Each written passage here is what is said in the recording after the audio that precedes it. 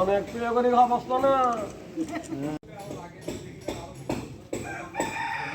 মোহাম্মদ আলী আকবর আপনাদেরকে জানাতে দিচ্ছি যাদের ঠিক আছে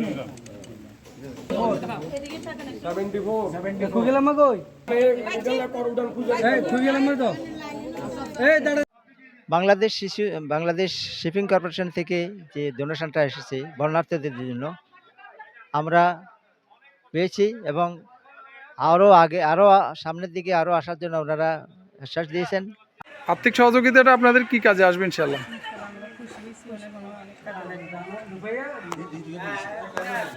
আপনার ঠিক আছে। বাংলাদেশ শিপিং এজেন্ট অ্যাসোসিয়েশন থেকে আমরা এসেছি এখানে। আমরা জানি যে এবারে যে বন্যাতে সবচেয়ে বেশি ক্ষতিগ্রস্ত ফেনী, নোয়াখালী এসব। তো আমরা ফটিকছড়ি থেকেও আমরা অলরেডি ফটিকছড়িতে আমরা প্রায় 200 মানুষকে আমরা দিয়ে এসেছি। আজকেও প্রায় আমরা 200-র কাছাকাছি আমরা এই ফেনীতে আমরা দিচ্ছি।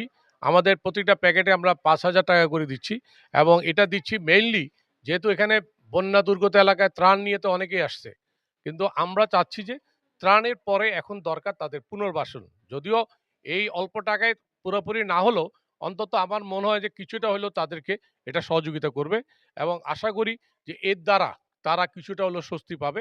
আমরা আশা করতেছি যে ভবিষ্যতে এই জাতীয় হলে আমরা ভবিষ্যতে আবার আসব।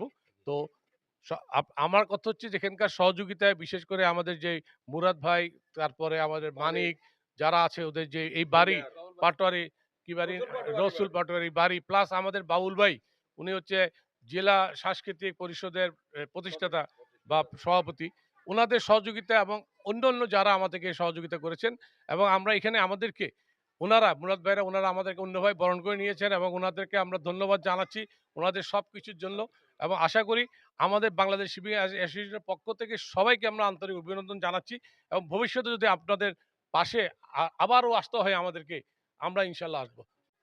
শুধু ফেনীতে যে ভয়াবহ বন্যার এফেক্টেড এটা আমাদের এই সামান্য, এটা আসলেই খুবই সামান্য। সো আমরা আশা করব বা আশা করছি যে আমরা আবার হয়তো আমাদের আরও প্ল্যান ছিল আমরা কুমিল্লা যাব, নোয়াখালী যাব, ডিপেন্ডস অন আমার মেম্বারদের সহযোগিতা, সেটা যদি আমরা পাই আমরা আবারও আসবো।